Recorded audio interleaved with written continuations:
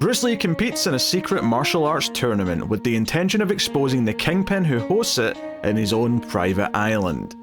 This was Lee's big breakout into the West and by far the most famous of his films, so join us as we take a look at Enter the Dragon.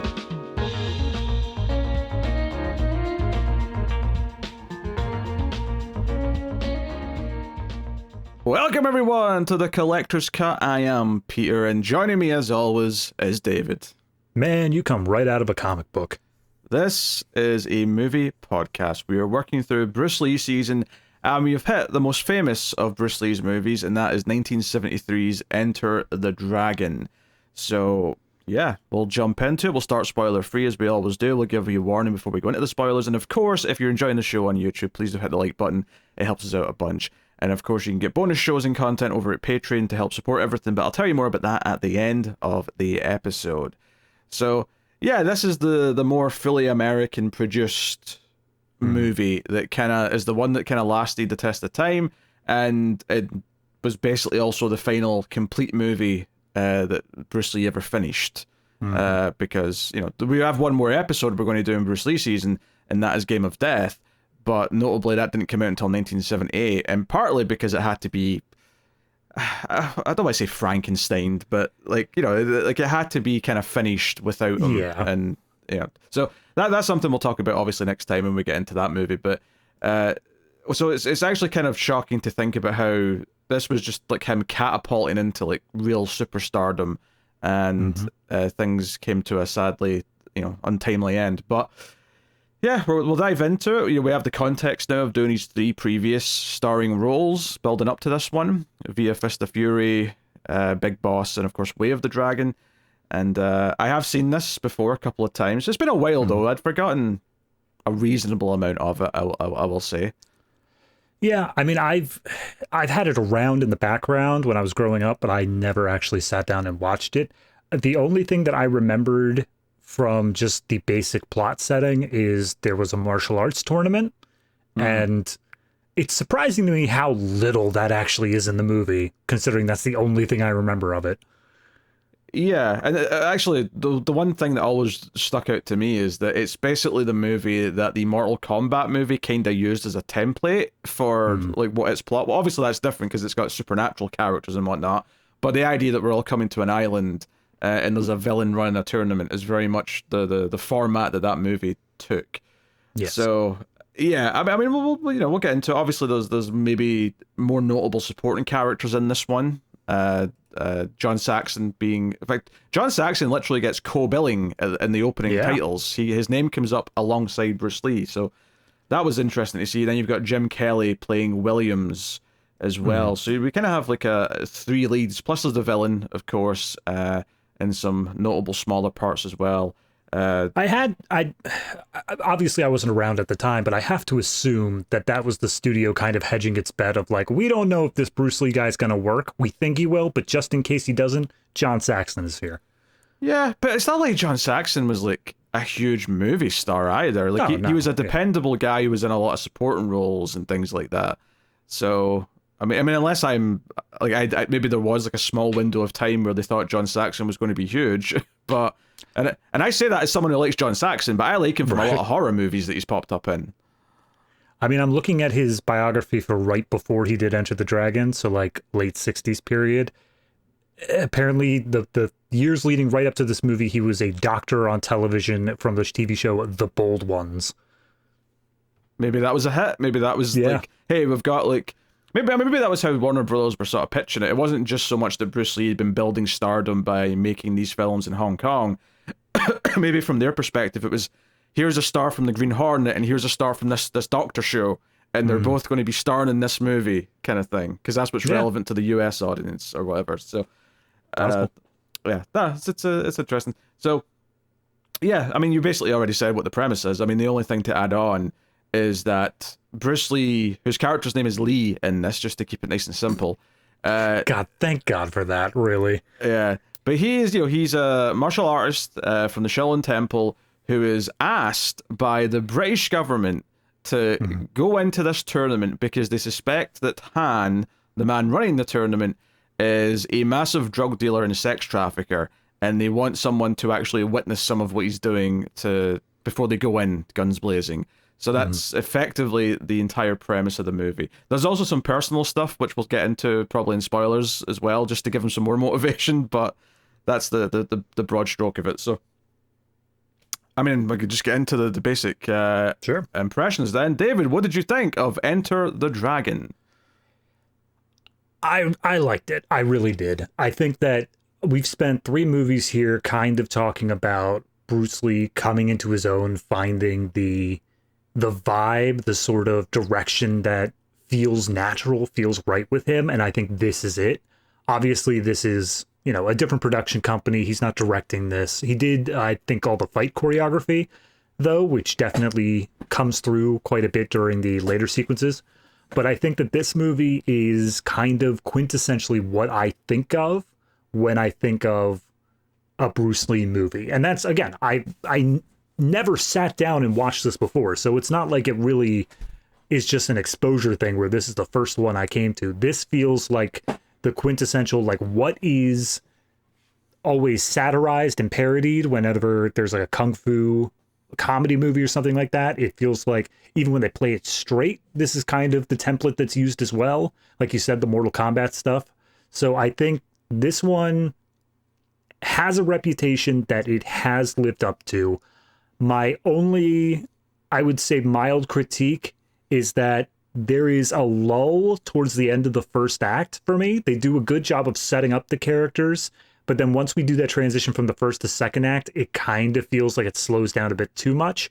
But by the time we get to the third act, it goes full force and just really nails that entire third act for me. So definitely a solid one. Yeah, I mean, it's a good movie, but I will say I don't love it. I don't think it's I don't think it's one of the best action movies of all time or anything, which I think it's kind of like title and the way it's brought up, and I think the reason why it has kind of had this like cult legacy the way it has is purely because it is the one big Bruce Lee movie, and it kind of has to like fulfill that. I think if Bruce Lee had kept making movies, I think he'd have done better than this. I think there'd have been better movies afterwards, because I don't think, because one of the main things we've said about these movies up until now is that the plots have been the weakest element, and I still think that's true here. I still think the plot is it's probably a bit better than the other ones, but not by like some huge like gargantuan leap. Like, we spend a good amount of time in this movie. I would say that the first half or so is fairly slow, all things considered, before we actually start getting to some real action. And it's ultimately very simple. And while they try and give Bruce Lee's character some stakes, like personally, in the fight, I almost felt like at a certain point, it felt like we kind of forgot about that. And the other characters got more time to actually develop and why they wanted like do something about this island and this bad guy than he did. Having not seen it in a while, I was kind of surprised how little there was before the third act of actually escalating to said third act. So it did make the showdown and stuff between Bruce Lee and the villain feel a little bit lackluster compared to like what I thought it was in my memory, or what I thought it should be. Obviously, there's some great visuals in there. There's some great fighting and like locations and the use of weapons and all that is great. But hot take, kind of like Bruce Lee and Chuck Norris a bit more from Way of the Dragon as far as like a showdown goes. I think that one hit a bit harder for me. I think that one had a much more plot relevant emotional impact for like character development, but I think that this one was far more stylistic and more memorable as a fight scene. Sure, yeah, stylistic for sure. So I don't want to sound like super negative, because I don't think this is like, I think this is, but I think in my mind I was expecting there to be this huge leap from the other three, and I don't think there's a huge leap. I think in some ways I like some of the other ones more for certain aspects, where obviously this one does have some aspects that are better. This one absolutely has the highest production value of any of the movies, and that's not a surprise.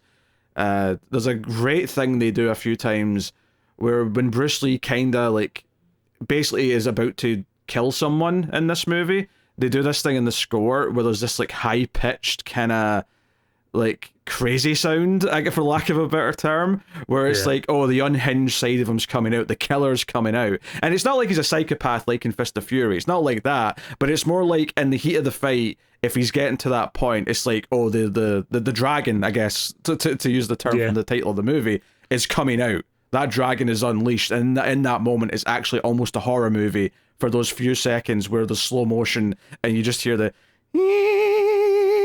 in the soundtrack, and that stuff is great. Like that, I love those moments. No, yeah, I really like the way that they. It's I don't know. It's such a hard line to follow here because I think that he is a less developed character overall than previous movies, but that's solely due to the fact that they spend so much time developing, as you said, there were two other leads here of Williams and Roper.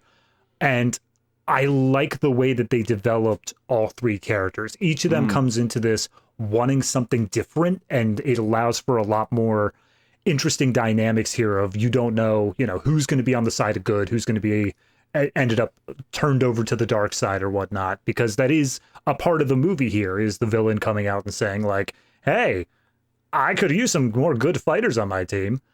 But no, when it comes down to Bruce Lee, I think that he is, in terms of motivation, given quite a bit up front of things, of like reasons he wants to do it. But then after the point where he's developed, it is kind of just story told through the fight scenes and this menace, this sort of anger he has inside of him because of that tragic backstory from the beginning is allowed to shine through. And like you said, given that extra punch to it because of like the musical tone and the facial expressions, and especially the slow-mo, they really lean into that slow-mo.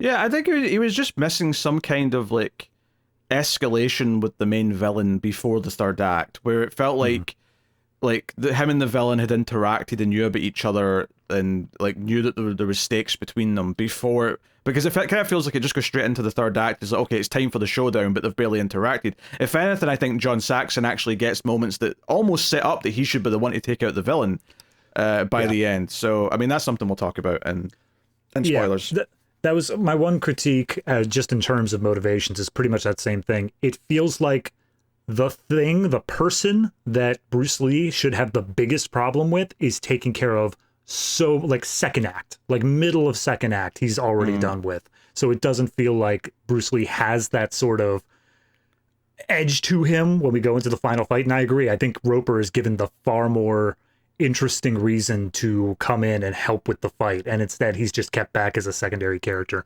Yeah. So there's a bit of a weird mishmash there in terms of focus. Plus, in terms of pacing, like I actually did check the time when the tournament finally started, and it was legitimately about an hour into the movie, right? Almost an hour into the movie, which, it's an hour and 40 pretty much.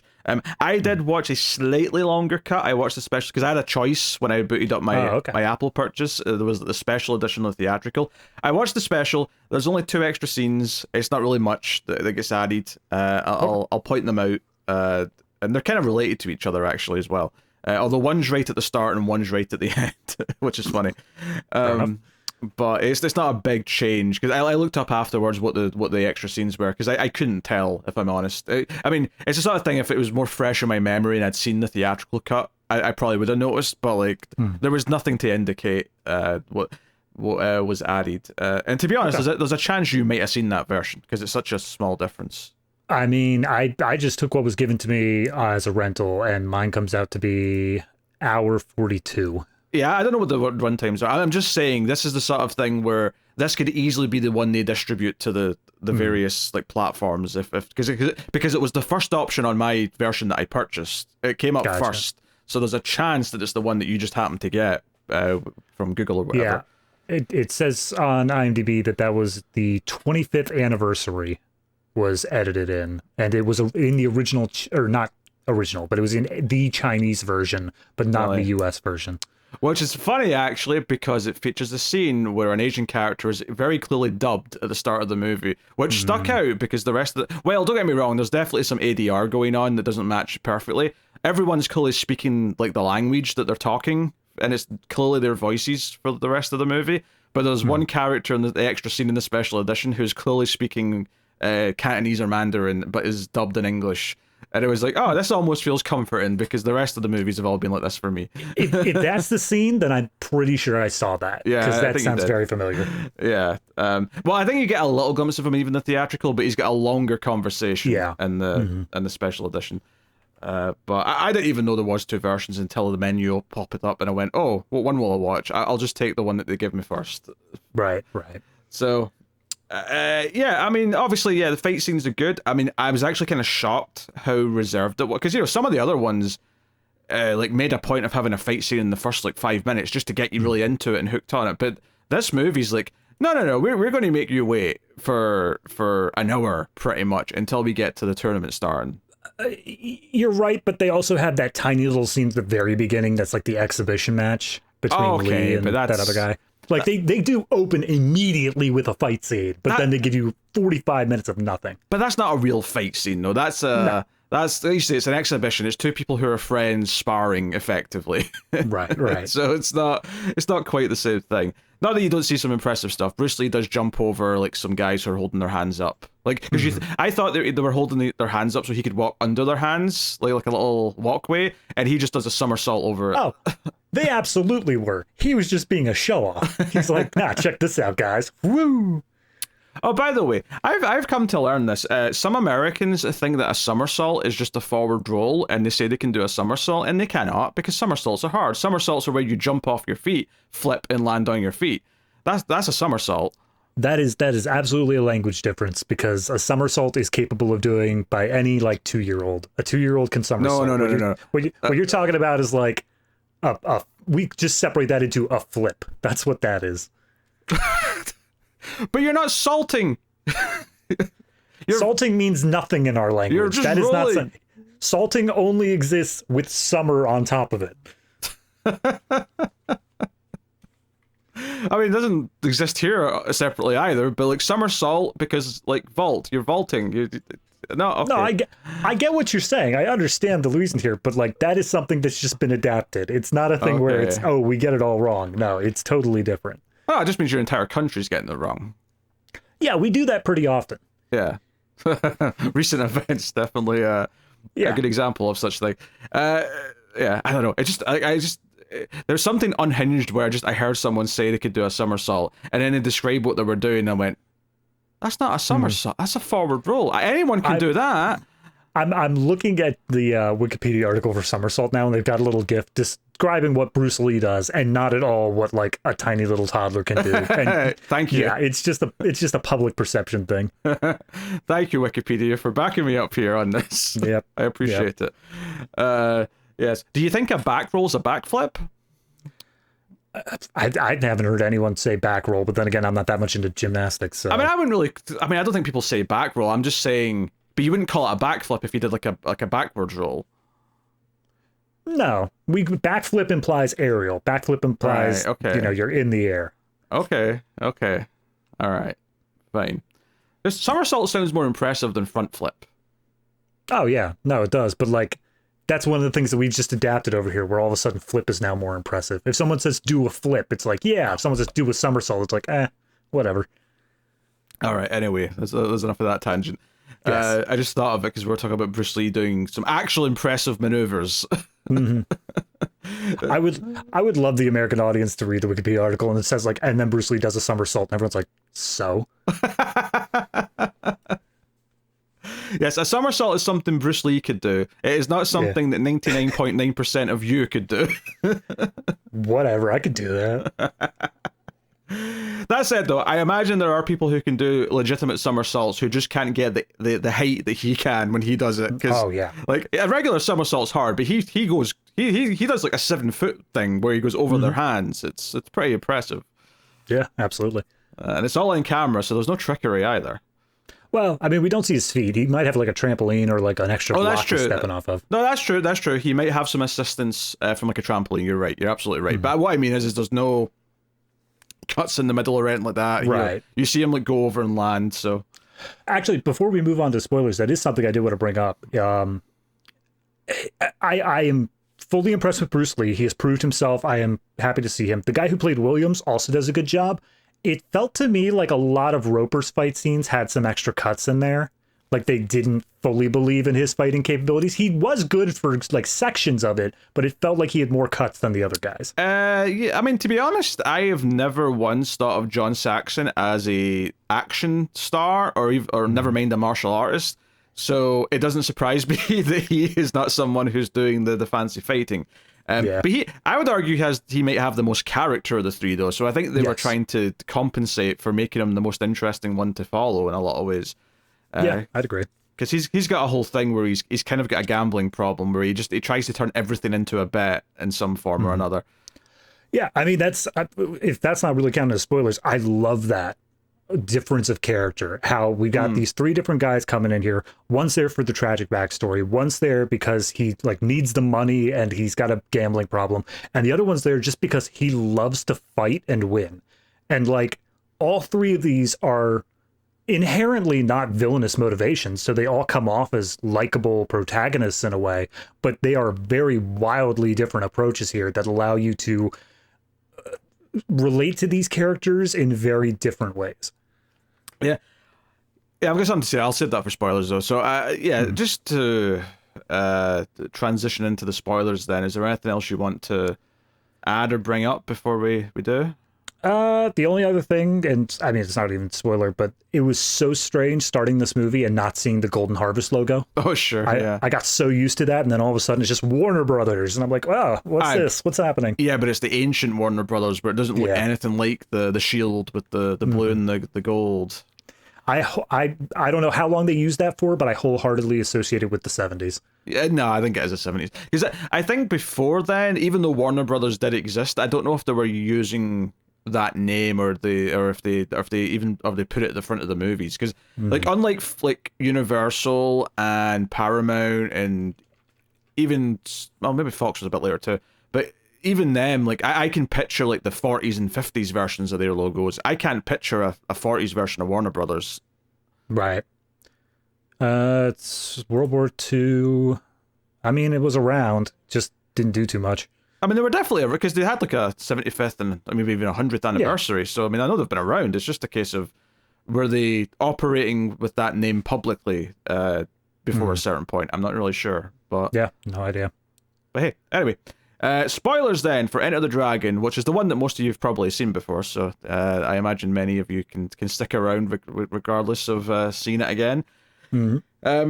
Joe, I'll tell you, I'm shocked of in the plot of this movie. I am shocked that they never forced two of the likable characters to fight each other. Like, I am gobsmacked that never happens. They brought it up as a plot point, like deep into the third act. They had to be like, now you're going to fight Lee, Roper. And then it's like, okay, let's see it. Nah, it's immediately just moved to the side. Absolutely shocking that never happens. It's such an obvious tension thing to do. But yeah, I mean, to dive into it, the movie opens with just, like, here's Bruce Lee, he's a fighter, he's at the temple, and the most Englishman ever, Braithwaite. Yes, Braithwaite.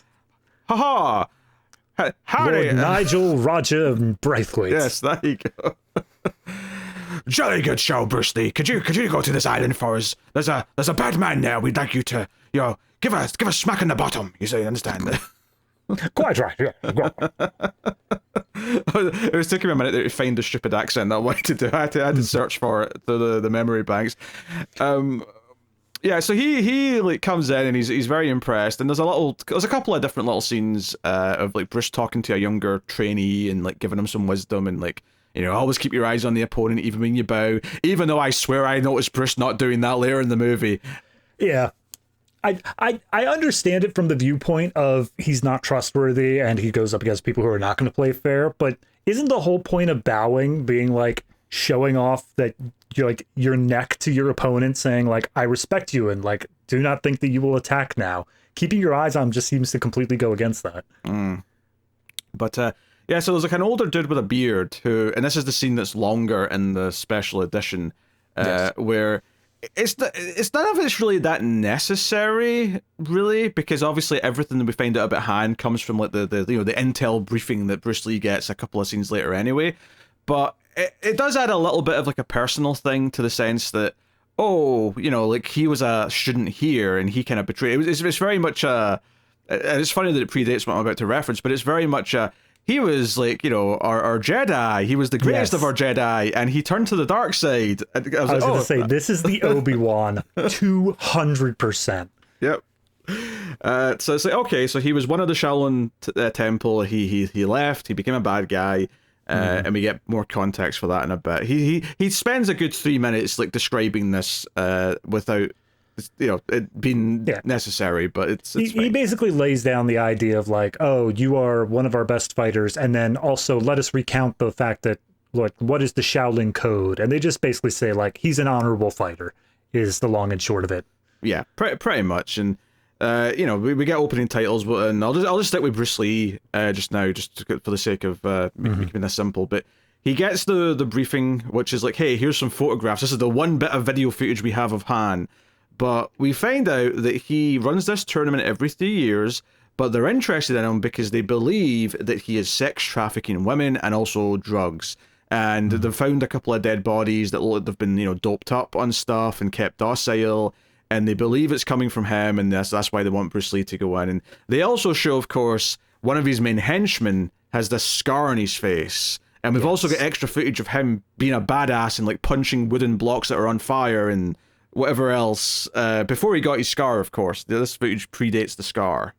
I love that sequence so much of him just like, because they have all this basically exhibition footage of him just like punching boards, and boards are on fire and all that stuff. And it's like, yes, very impressive.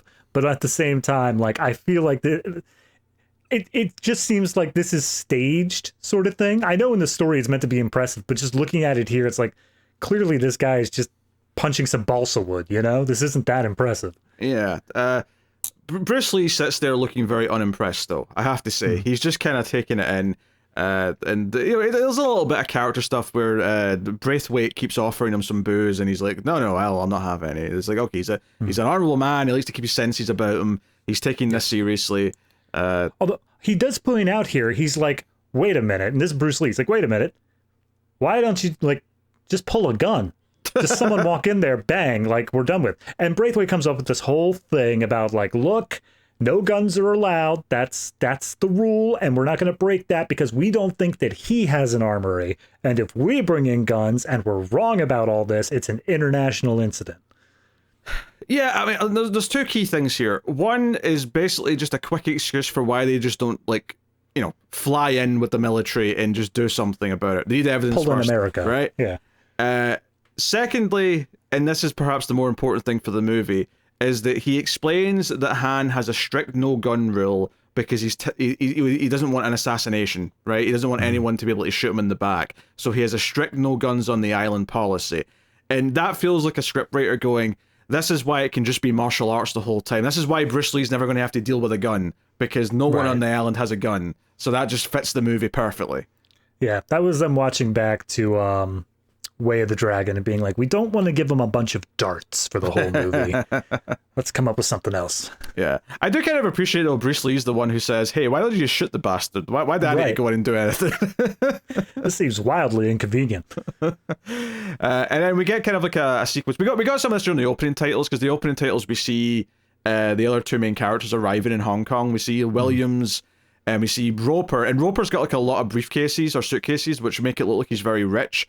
And he definitely lives like a rich man, but as we find out, not so much. But while all three of our main characters are traveling in Hong Kong and getting on the little boats to go to the main boat that's going to take them to the island, all three of them get extended flashbacks, kind of setting up their characters, their motivations, all that kind of thing. And I will say, this is both good and bad to me. I think this was valuable for each character, but I also think from a structural point of view, it felt a little bit repetitive, the way it was like, let's go to this character, let's do the hazy lines, we'll go to the flashback, we'll get some information, and then we'll go to the next character, do some hazy, so by the time they're all on the boat, we're like half an hour out of the goddamn movie, because they take their time doing all this. Also, it felt to me, sadly enough to make the comparison, like David Ayer's Suicide Squad, in a way, where you get these three with the flashbacks, but then they introduce another fighter after that, like once they're on the main boat, and they're like, hey, that guy's from New Zealand. And I'm like, that guy's not going to matter. No. Don't try to make him matter, because he's not getting a flashback. Precisely, yeah. I Yeah. wonder if maybe like spreading the flashbacks out to different parts of the movie might have made it feel less formulaic the way it does as it is. But so we'll just go through these flashbacks then because they're all very important. One thing just beforehand, during the Braithwaite conversation, he also mentions that they have a female operative on the island. That's right, yes. So Bruce Lee knows that he needs to meet up with this woman at the earliest possible time to figure out what's going on. Yes, Mei Ling is the name of the female operative. So Bruce Lee's flashback, which is part of also like his dad talking to him about going to the island, but the main part of the flashback is his dad's story of how Bruce Lee's sister died. And it turns out that when his dad and his sister were just, hanging out in Hong Kong, they were doing their stuff, they were near the docks, the main henchman dude with a scar, is his name Parsons, I want to say? I believe so. Yeah. So Parsons and some of just the cronies see them and start kind of, making eyes at her, kind of, walking around them, touching her hair, generally being kind of creepy and whatnot. And obviously at this point, we already know that they're kidnapping women and selling them as slaves. So, like, the threat here feels pretty grave. And of course, the dad tries to sort of tell him to back down and stick up for her. But he gets beat up. And so we get this sort of fairly lengthy chase sequence of her, like, kicking them away and stuff, but mostly being on the run and darting around all the little buildings and stuff and the little warehouses and whatnot. Yeah. Until she eventually gets cornered by them in a warehouse. And very tragically, and this is the thing, is that while obviously these guys do not have good intentions, and she can definitely tell that, she decides that she would rather kill herself than be taken by these bad men. So she picks up a big shard of glass and stabs herself with it. So it's like a pure, super tragic, like, okay, Bruce Lee's got reasons to really want to go here and take out these bad guys because they made his sister kill herself. Yeah, which I've got two thoughts on this sequence here. One is that this girl, like, I get that they needed to stage this in a way that she felt constantly in danger, but like, if you watch her running, there's like a straight line path, and then there's a long detour that meets back up with the straight line path. In every case, she takes the detour and the goons take the straight line. So it just feels like she's an idiot for just like, I could just run down here, or I could dodge through all of this crazy stuff, and then the goons just catch up again. So that was a little bit distracting for me. But secondarily, by the way, I looked up the villain's name, the guy with the scar. His name is O'Hara. Oh, is it O'Hara? Sorry. Yes. O'Hara. I don't know who Parsons is, looking back on it. No, yeah. I just remember it being a super, like, white name, which is why Parsons stuck out to me. Yeah. But no, I like how they make it so that Bruce Lee has this personal reason, but more specifically, the scar on his face was caused by his father. The scar on O'Hara's face was caused by his father pulling out a switchblade. So not only is there a personal reason that Bruce Lee wants that, theoretically there can also be a personal reason why O'Hara hates Bruce Lee all the more. Because his family line is the one who caused this to happen. They don't really lean into that, but I like he never knows, option of it. He never knows that at any point. Yeah. I'm a little bit mixed on this like extra element to like Bruce Lee's motivations. I think I would have preferred that he got more motivated while he was there than just shoehorning in like a tragic element to his family that was connected to these characters. Because it's a bit over the top. It's really kind of like super dramatic in a very abrupt way that felt a little bit hokey. And well, you said you liked the whole his dad caused the scar thing. I actually felt a little bit like, oh, okay, that's a lot. Like everything's like tying together a bit too neatly here for me. So I'm not in love with this, especially since it ties into something you said earlier, which is this O'Hara character is dealt with halfway or just over halfway through the movie, and it felt like that's the main beef that Bruce Lee had. I feel like there needed to be something where the main villain Han became the central like hatred for Bruce Lee, or the central character that Bruce Lee needed justice against, and it never quite really transitioned to that for me. And I think giving O'Hara this super personal element as well, like aside from thinking the scene's maybe a bit jumping to this like super extreme too quick and it feels a bit hokey as a result, I think just in the context of the whole movie and looking at where it goes and the motivations for the characters and whatnot, I think giving this henchman such a personal, extreme connection to Bruce Lee's character that's so it's like the driving force for him is to I need to take out the people who did this to my sister. Like he's got a reason for revenge. I think it almost inadvertently shifts where his focus is too much, right? Yeah. It's something we kind of it's like an inverse of the problem that I had with the first John Wick, where in John Wick this is the bad guy who did all the bad things that John Wick wants to get revenge on. We spend the movie with him pursuing that guy, and then it kind of happens a little bit earlier than you expect it to, and then the movie kind of tries to pivot to someone higher up the food chain, and that felt a little bit disingenuous. This is kind of like a weird inverse of that, where we know about the guy who's at the top of the food chain from the start. He's introduced first. We're given reasons for Bruce Lee to care about it. Maybe not personal, emotional reasons, but he's given a task. He's given a mission. This is what he's going to go do. And then it adds in this extra personal thing for a henchman. And all of a sudden, that does feel like it's more important from a character perspective. Yeah. No, I mean, I agree with everything you're saying there. I think that the biggest problem we're running into is that all of the motivation personally that he's built up here is focused on this one guy. What I think the easy fix for that was, because they also underutilized the Mei Ling character, is you rearrange it where the father in the flashback is not telling him about the sister and the mother. What actually happens is Mei Ling is the one who knew the sister died that day.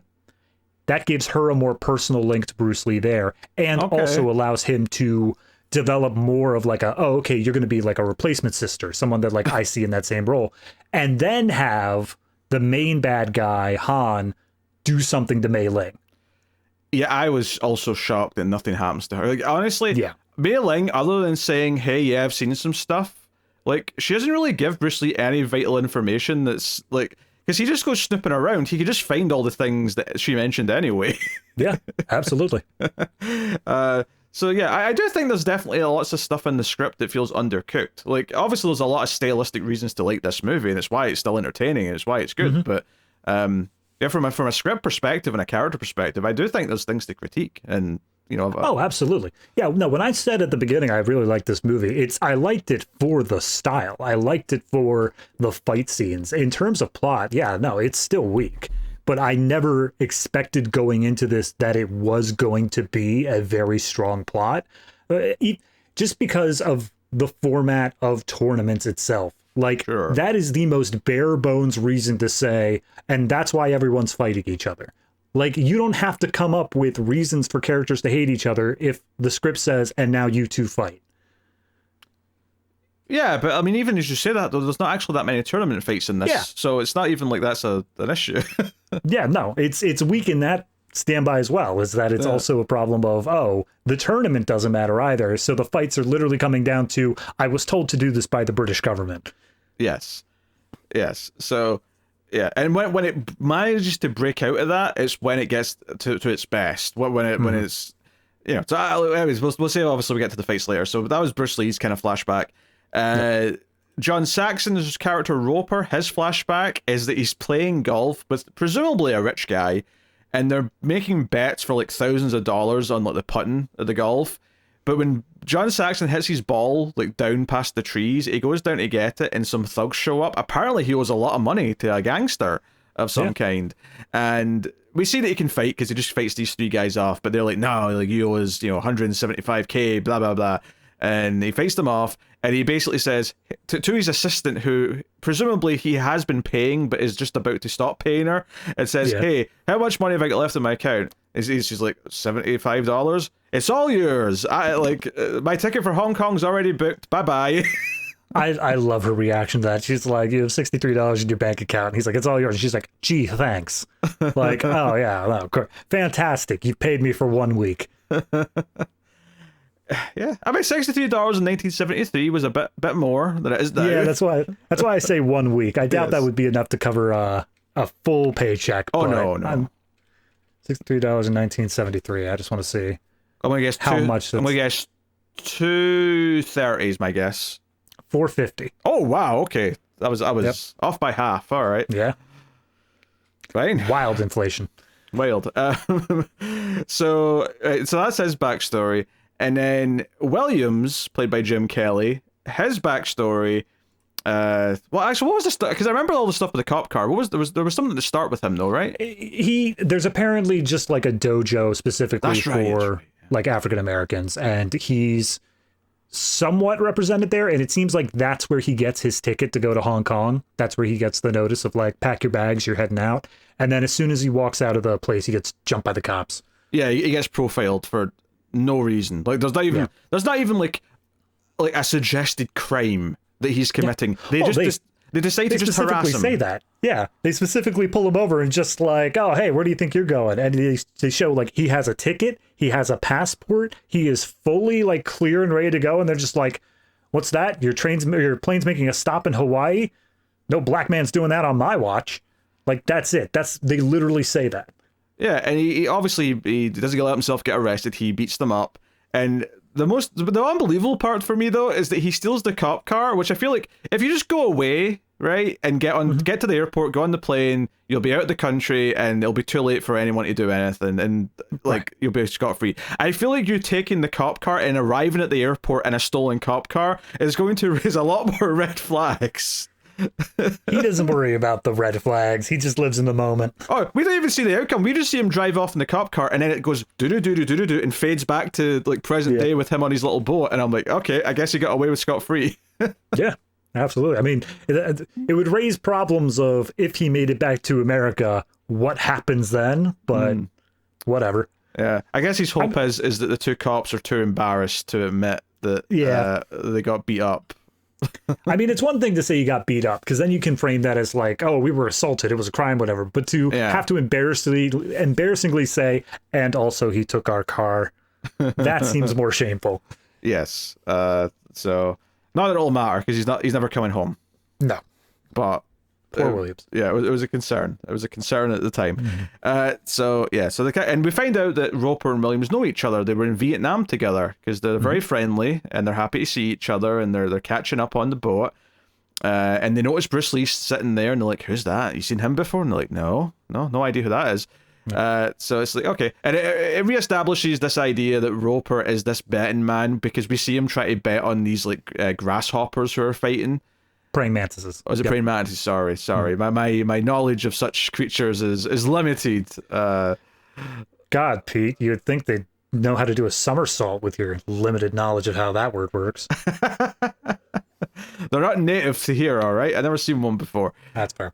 So yeah, but basically they've got them fighting in a cage, and like John Saxon's like, oh, I'll put 100 on the big one. Anyone want that action? 100 on the big one. And Bruce Lee chimes in and goes, yeah, I'll take that. The little one's going to win. I'll give you 5-1.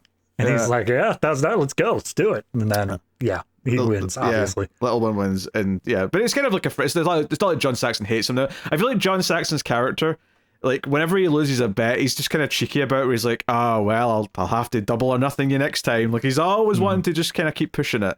It strikes me, like, obviously it sounds like he does manage to pay off his debt immediately, but he struck me as the character who just carries a pocket full of IOUs. Yes. And he's just like, don't worry, I'm good for it, but right now, I just wait till I get to an ATM. Hold on. Yeah, and like you said before, there's this like other like white guy on the boat who, for some reason, is just an asshole and is like bullying the guys who work on the boat. He's like kicking one of them and all that.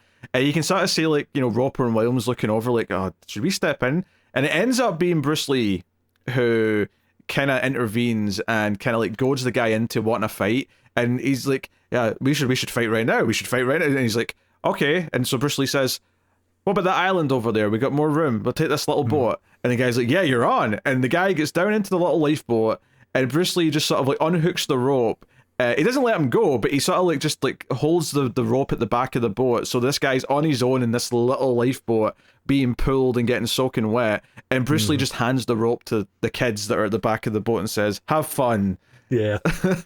Which, I mean, this guy, It strikes me that he's not so much that the crew of the boat is the help. It's much more that they are Asian descent, because that's also why he comes after Bruce Lee. He's just let's go, let's do it.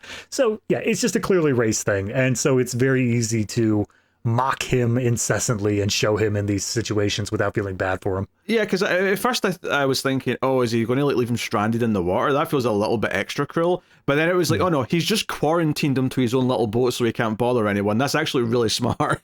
Yeah, absolutely. So yeah, that's just part of the fun on the trip to the island. I also like where that guy, you know what? That's probably Parsons. Now that I think about it. Oh, maybe. Yeah. Yeah. He specifically is like, oh, so what's your technique? What's your style? And Bruce Lee says, I fight without fighting. That's his terminology, because during that conversation earlier with the Shaolin master, they specifically go off on this thing about how Bruce Lee just goes by instinct. Like he doesn't punch, the punch just happens by itself. So I think that's kind of an extension of that in this scene, where he's like, I'm going to humiliate you not by knocking you out, but by fighting without fighting. And so they just put him in the boat and send him on the back. Yeah. So they get to the island. We see this is a martial arts school on the island. There's like they've got a good 100 extras all doing routines, punching and sparring and things like that. Nice big aerial shot, kind of looking over all the different gardens and whatnot that they've got room for this. So you get a good sense of scale and a good sense of thing. You also see John Saxon kind of eyes up this sort of hostess character, this lady who's welcoming him to the island, and he's like, "Oh, look at that woman!" Like he's getting all excited. So yeah, basically this is where the movie I think does slow down a little bit, because I think them all hanging out when they're having a banquet and just kind of oh, the hospitality of Han is so good. This is where I felt like, okay, this is. this feels like we're dragging a little bit here to get into things, but it again, it further establishes the characters a little bit. It builds up a little bit of mystique for Han because he's not there right away. They kind of give him this big grand entrance where he comes out and says hello and welcomes them to the island and the games and all the rest of it. Can I just, on that sequence where he comes out and welcomes them? Yes. It's such a weird sequence. Like, inherently, him coming out and welcoming them, so be it, that's fine. But there's this weird thing that happens where he comes out and all of, the people who are entertaining just freeze in place. They don't just relax, they freeze specifically. Because there's two, sumo wrestlers in the middle that are, in mid-fight, and they just stop right where they are. And I guess that's to show, the power of this guy, to show that, everyone's too afraid to move around him or something. But it felt so strange for the sequence itself to just watch everyone stop in place. And then on top of that, it also felt weird that he was presenting, because he's coming out and he's saying, ah, yes, welcome to my thing, whatever. And he introduces his guard of female assassins behind him. And the way he does that is he takes some fruit, tosses it up in the air, and they take off a piece of jewelry and throw it, and it works as a dagger through whatever fruit, and everyone's impressed by it. But most importantly, once the third one happens, the final one, he just smiles and just yes, and is looking around hoping people are impressed, but it's dead silent. And as soon as he walks away, everyone just resumes, and I'm I feel like he was expecting applause there and was kind of disappointed it didn't happen. Yeah, and the important plot detail there is the third dagger throwing lady was Mei Ling, and Bruce Lee notices it's her, and he's the one that catches that apple and keeps the earring. Yes. Because you see, when all of the guests go back to their rooms that night, the hostess lady brings some girls to each room. We're not even going to pretend that we're not sex trafficking. Take your pick. Yes, we've got ladies for you to spend the night with. And Williams picks 5 different women out of the 7 and then says, I'm sorry if I missed anyone. It's been a long day. I'm a little tired. So apparently there was no limits on how many he could choose. He's all gun-ho. I mean, theoretically, they have a near infinite supply for as much as you would like. So I do think it's a bit dishonest to let Williams just pick first and say, oh yeah, I'll take 5. And then what happens if everyone else wants 5 or more? What happens then? And then they go to Roper's room, and John Saxon looks at the hostess and says, I've already picked. And he makes direct eye contact with her. And she's like, Wise choice. And you don't see what happens later that night, but the next night you see that they are together and she's giving him like a foot massage. Or no, sorry.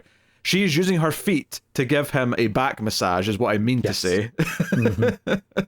And they seem to be actually hitting it off. So he's here. The woman he set his eyes on immediately is the one that is quite happy to spend time with him. So yeah, it's implied throughout a couple scenes that it wasn't strictly sexual. Like there was a little bit of romance forming between them, but ultimately it is put on the back burner and barely explored. It's barely explored. It's really just a moment at the end when we see that she's died in all the chaos. He looks a bit sad about it, like, oh, like that actually means something to me.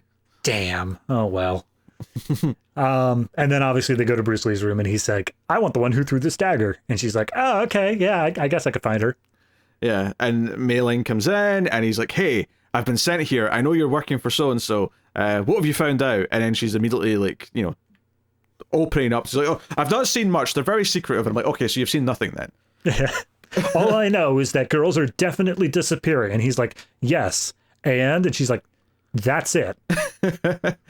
Yeah, so you're not allowed to go out at night. And he's like, well, screw that. I'm going to go sneaking about. Not this first night, I don't think, but he does go sneaking about. That basically becomes a pivotal plot detail. Yes. So, yeah, I mean, this sort of advances things. And then the tournament finally starts the next day, where we get, we get like one or two matches here. It's nothing like the first match is whatever, you know, Williams versus the New Zealand guy. Yeah, and he just beats the shit out of him. The New Zealand guy never even gets a hit in. And I love how there's like a polite golf clap. Like after every good hit, they're like, oh, that was a very good kick. Yes, good job. Yes, quite so. Yeah. What was more fun to me was Roper's fight, where Roper was betting on Williams' fight with some guy at the side, and he sort of swaps places because it's his turn, and he's like, hey, Williams, keep him betting, right? And Roper does kind of get beat up a bit. He's fighting. In fact, he's fighting an actor who was in some of the other movies. Actually, I recognized him because I was getting clips for The Big Boss just yesterday, and I saw this actor, and then I saw him here in this movie, and I was like, oh wow, it's the same dude. Yeah, there is a little bit of carryover. I have noticed that. It's probably just Bruce Lee's like little group of people he trains and works with from the previous movies that he worked on here as well. Because I know Jackie Chan's also in this one as well.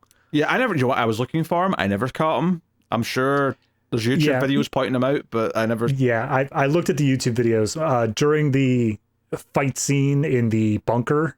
When he's got the eskrima sticks, that one of the guys he fights there is Jackie Chan. Yeah. I figured it was just one of the random guards, because it's just a tiny, role. But it's just because he went on to become a big martial arts star. It's just a little footnote that he was in that big Bruce Lee movie before he was famous. Yeah. But yeah, Roper's whole fight is that he is getting the shit kicked out of him, and he keeps getting knocked down, and he looks kind of frustrated. But it seems to maybe be intentional, because eventually the guy that's betting at the side starts giving good odds against him, and as soon as Williams sort of like gives him a little nod to say, all right, okay, the odds are good now, Roper just gets up and wins the fight. And all of a sudden it's like, oh no, this guy just got hustled. Hustled, that's the word. I was sitting there trying to think of that word for like 2 minutes. I was like, what was it? So no Bruce Lee fight on the first day, interestingly.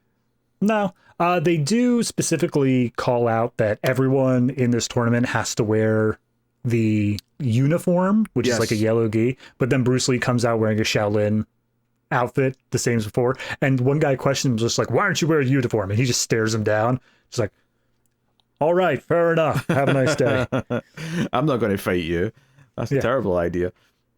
So it's that night though where Bruce Lee actually goes sneaking about for the first time, and he's like sort of stealth clothes, and he's got his little pouch, and he's climbing over walls, he's ducking around, and all the rest of it. And an important detail here is that Williams likes to go out and just like practice and exercise in the moonlight, but they're not supposed to go outside. I'm only mentioning this because it's very important for why later on they think Williams is the one who's been sneaking around hitting guards. Yeah, because Bruce Lee for a while is very stealthy. There's a great sequence where he's like sneaking around. It's almost like a video game where he's sneaking around and hiding behind couches and like little tables, and like the guards aren't hearing him, and he's being super stealthy. But there's a certain point where he just starts knocking guards out, and I'm like, well, they're going to notice that someone's been doing this, Bruce. Oh, absolutely.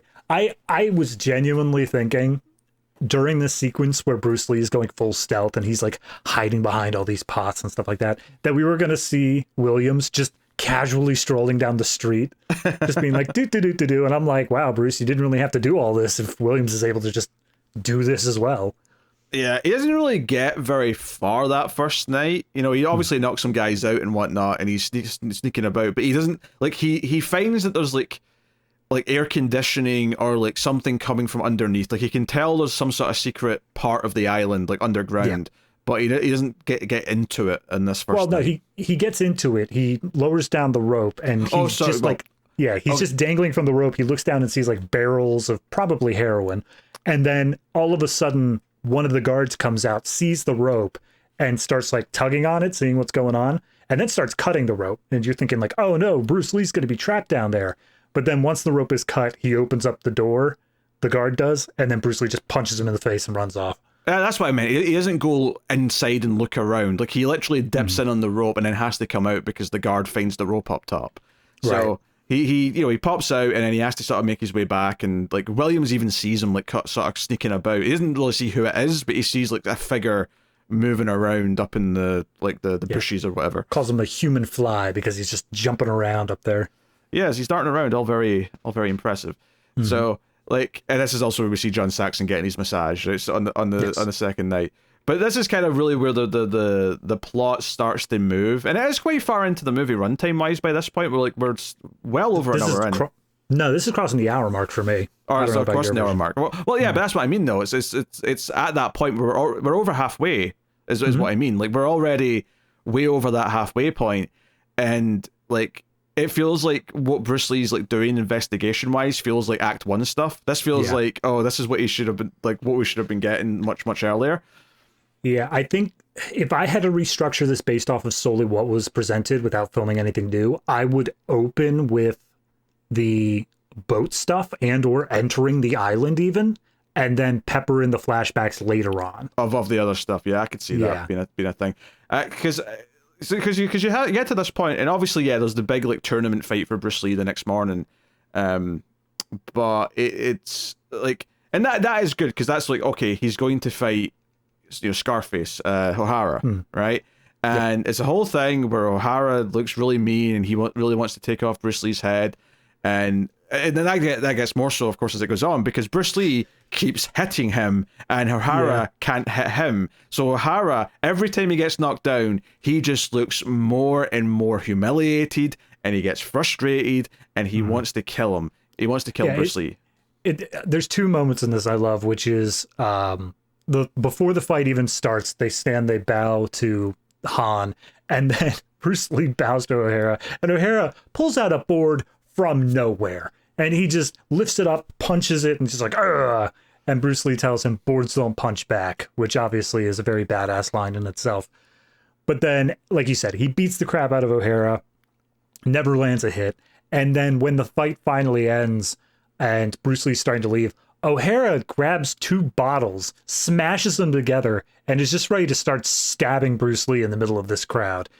And Han's obviously upset by that. He's, dishonoring him. Because at this point, Bruce Lee's won the fight, and Han's telling him to stand down, you've lost. And O'Hara's like coming with these two broken bottles. So Bruce Lee, this is where we go into the slow motion, and we get the the high pitched. And it's like, oh no, because this guy's coming to threaten his life, Bruce Lee's been unlocked. Like, he's going to kill him now. And sure enough, we get this whole thing where he, kicks him bunch of times, but when he gets him on the ground, you don't see what his foot does, of course, but you just sort of see his face like do this expression where he's clearly killing O'Hara with his foot. It's somewhere between emotional pain and extreme constipation. It's very effective in the moment, though. Yes, because we saw something similar, actually, not with the same music or like slow-mo or anything, but Bolo, who's another like main henchman, who's around for the rest of the movie, and his real name is Bolo. Bolo Young. All right, I have to say this here. His real name, as credited in this movie and many movies after the fact, is Yang Zi. Yes, okay. But it turns out people, like, he cashed in on this role to the point where he took the name Bolo as his character. And then later on, I think it was 1978, I believe, there was a movie called Bolo that he made. So like he took his character and made a whole extra extended universe out of him. I was not aware of that. I just know that he is credited for most of his roles as Bolo. Yes. He took that name very early on. So yes, but so fair enough. It's not his real name, but it is the name he uses as a performer. Yes. Which, I mean, if you are that notable, because he is notable in this movie, he is essentially the Arnold Schwarzenegger of this movie with how ripped he is compared to everybody else. He sticks out because he's bulkier and he looks mean. He's got like a mean face. He's grilling at people. He really does stick out as a good bad guy kind of role. So yeah, this whole thing happens and it's whatever. But because they've had guards get knocked out, they suspect that it's that it's Williams because Williams was seen outside, right? That's the whole thing. Well, just to say, before the fight with O'Hara, we get Bolo coming in and killing the guards that were that's right, yeah. dishonored or whatever. That's what he's very brutal. That's what I was talking about when I said we see him kill people earlier. That was the guards. Basically, Han's like, oh, the guards have to prove their worth by fighting Bolo, and then Bolo just kills them all. Yeah. Right. To like some of them are like, oh, he punches them so hard they go out. But there's one guy he picks up and it looks like he's going to do like a Bane backbreaker. Yes. And then he just squeezes him in half. And the best part is though is all the sound effects of the bones cracking as he's like just squishing this guy together. Really good stuff. It's like that's because this is where the movie really starts to like pick up in terms of like, okay, because even the reactions from everyone is like, oh hey, we just saw like people be murdered. Because up until this point, as far as the tournament's been concerned, it's not about death. No one's killing each other. It's just about winning the fights. This isn't a game of death. I wonder where that comes in. Right? But of course, afterwards, Williams is asked to go see Han because, you know, well, we find out why he wants to see him, but he doesn't know it first. And it's, because, you know, you were seen outside, so why are you snooping around? Why are you going after my guards? And Williams is like, hey, I wasn't the only one who was outside last night. But Han's not really listening to him. Some more, he has his cronies come in, you know? Can I just say that this is such a good parallel here of, oh yeah, blame the black guy.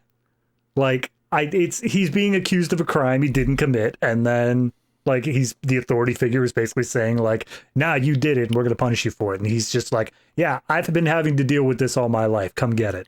Yeah, and I'll lead this straight onto the next scene with Han, which is like an extended sequence with Roper, where he basically wants to like show Roper around and says, oh, hey, well, I'll take you to see Williams in a bit, but let me give you a little tour first. And he's like, hey, here's all my fancy claw collection and, you know, whatever else. In fact, one of the important details of the scene with Williams, because Williams actually does beat up his guards. Like, Williams like takes out his henchmen easily.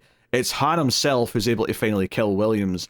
And one of the reasons why he's able to is because when Williams goes to kick him and Han blocks it with his hand, like, you know, Williams like hurts his leg because like there's something different about Han's hand. Yes. It is as we see him take off a black glove and it's still just like jet black underneath it. And I wasn't immediately sure as to what was being represented. I thought maybe it was like, I don't know, necrotic or magical or something like that. But it turns out very quickly we see it's prosthetic. Yeah, it's just a hard prosthetic. Yeah. Yes. But that's like, you know, something that gives him an advantage in the fight with Williams, and he ends up like killing Williams in front of some of the doped up women that they've got in the other room. It's such a like nightmare sequence where he's kicked into this room, like this opium smoking room, and during the fight scene where Williams is getting his ass handed to him, it's all these women just laughing. And that's the entire background audio. It's just this women's laughter. It's definitely got a vibe, right? There's definitely like an eerie quality to it. Like, it feels really unhinged that they're not even like reacting to it, or if they are reacting, they're reacting in the most like opposite way that they should be reacting. And then like Han's looking like sort of demented and out of breath. His hair's starting to fall out of place, and he's looking, you know, just demented. Really effective. But he's showing Roper around and say, here's my collection of claws, and here's my various artifacts I've collected from various cultures, blah blah blah. And there's a whole bit where he's like, hey, put your head in this guillotine, and he's like, I don't think I will. I don't not for me. That seems like a second date sort of thing, sir. I'm not gonna. And when he doesn't want to do it, he takes his cat, because obviously he's been stroking a cat the whole scene. The white fluffy cat.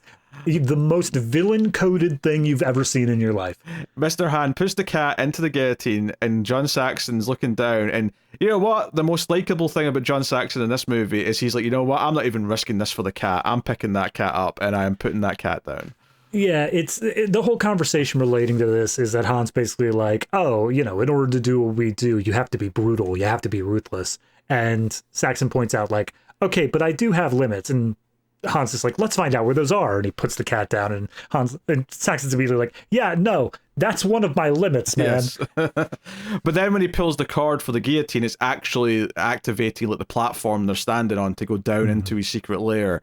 So Saxon just has this reaction of like, fold again. And I just imagine the wah, wah, wah.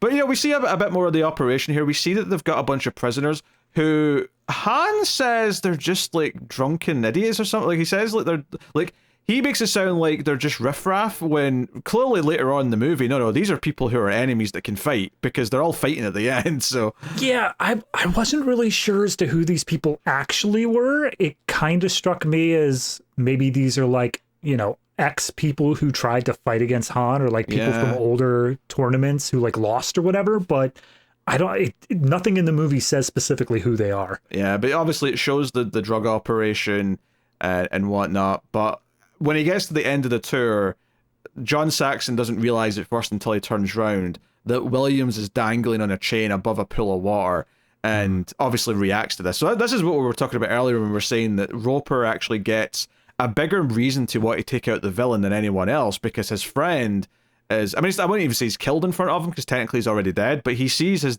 dead friend's body dangling, and then is lowered into the water. And Han's like, hey, I want you to come work for us, and you have to be willing to cross these lines. And it does kind of feel like, if he says no, they're probably just going to kill him as well, because, that's the sort of guy he is. He understands it. They're like, all right, do we understand each other? He's like, no misunderstandings here. I get what you're saying, but ultimately there's still that level of he's going to have to prove himself, that he is willing to go the extra mile where he clearly wasn't willing to just before this. And it's kind of funny because we spend so much time between the Williams scene with Han and then all this Roper stuff that connects back to it, is we do spend a surprising amount of time away from Bruce Lee at this part of the movie. I agree. Yes, we spend so much time here away from Bruce Lee, but I think from this point till the end of the movie, it's all Bruce Lee. That's true, but I think that like part of the problem here with the structure for me and the build to the climax is that the next time we see Bruce Lee, it's basically the start of the climax, effectively, in the sense that it's not really the final fight yet, but everything that we see him do that night where he sneaks into the base leads directly in to everything in the climax, right? It goes straight from that basically to the climax. Yeah, I think they're still different in terms of pacing, because we do have that little middle bit where we see Han like stage the next day's tournament stuff. Oh, no, I get that, but what I'm saying is that there's no emotional escalation for Bruce Lee's character going into the final fight. It's not like Han does something that makes it like more personal for Bruce Lee again to like want to take him down. It kind of just feels like Bruce Lee, okay, it's a great sequence, don't get me wrong, like he him sneaking back in and sneaking around and like putting the snake into the little guards area. I love that sequence so much, because for no reason there's now a Cobra on top of the bunker entrance, and he just has a bag to put it in. And then when he gets deeper into the area, he has some guards that he needs to chase out of like a main office central intelligence room. It's the radio, because he's going to call the radio the British to come in. Yeah, and so he just drops the snake in there, and then I'm thinking like, oh, okay, how is he gonna allow them to escape if he's sitting next to the door? And one of them just bashes out a window with a chair as Bruce Lee's sitting there looking bored by the entrance, like da. And yeah, he eventually makes it in and sends a message to Nigel Braithwaite. I mean, is his name actually Nigel, or are you just guessing Nigel? No, it isn't, but it's 100% Nigel. He sounds like a Nigel, to be fair. And this turns into the fight scene with the guards, because the alarm goes off pretty quickly. They know he's here. Guards come in. He's fighting with the sticks. He's fighting with nunchucks that others bring in. And yeah, like it's classic Bruce Lee stuff where he's hitting people in the face. He's doing all sorts of things. Yeah, someone brings in a bow staff. He starts fighting with the bow staff. It breaks. Now he's using them as Eskrima sticks. But the moment a guy walks by with the nunchucks, I'm like, you idiot. Because the moment Bruce Lee gets his hands on those, you're a dead man. Yeah, and he starts going, and we get like another high pitched moment in here as well when he takes someone down. But so this all happens, but he eventually gets trapped in like a little like intersection, I'll call it, where there's like 3 doors and they all just slam shut. And then like Mr. Han comes over the comms and says, "Aha, we've caught you," or something. I don't remember what he says, but it's something like that. He's just like, "Oh, very impressive, Mr. Lee. Too bad you must die." Yeah. So like the next day, like, he's like, "Hey, tournament fight. I'm going to make Mr. Lee here fight Roper." All right. Well, in between that, yes. I have to say this scene because this is the weirdest possible scene. Braithwaite is asleep in bed.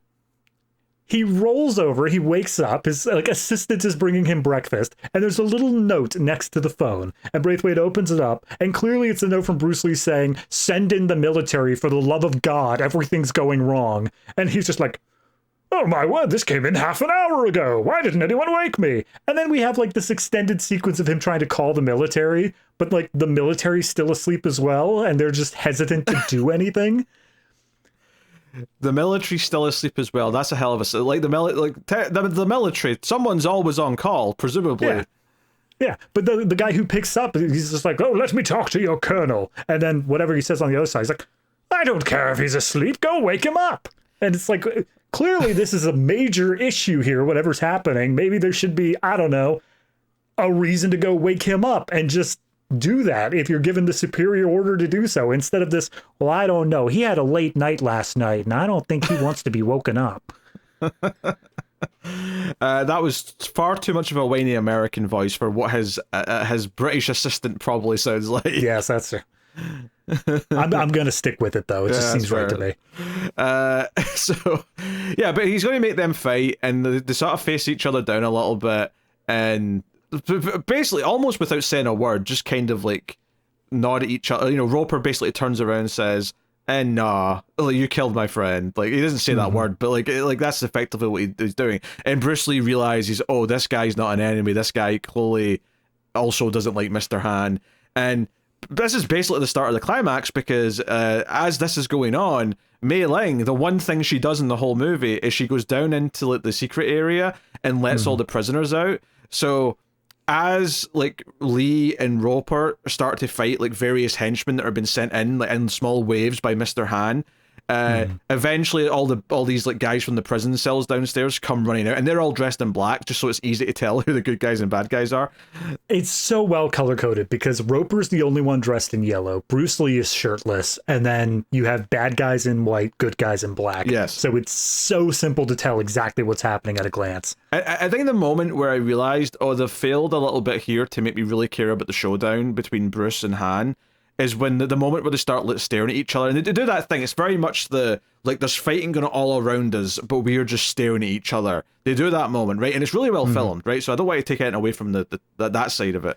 But it did occur to me, I'm like, I don't think this feels like a big showdown, because I feel like all of the build up to like people wanting to get Han have all been other characters. It's all been Roper, who had all the previous, he's got the more personal reason. He had the previous conversation with him, whereas Lee's barely even said a word to him. Yeah, this is just Lee's job. It doesn't feel like he cares about this so much as he was told that he should care about this. There is one segment when he's exploring the underground area where Lee comes face to face with like one of the women who's being trafficked, and she's like pleading for help. She's banging on the glass.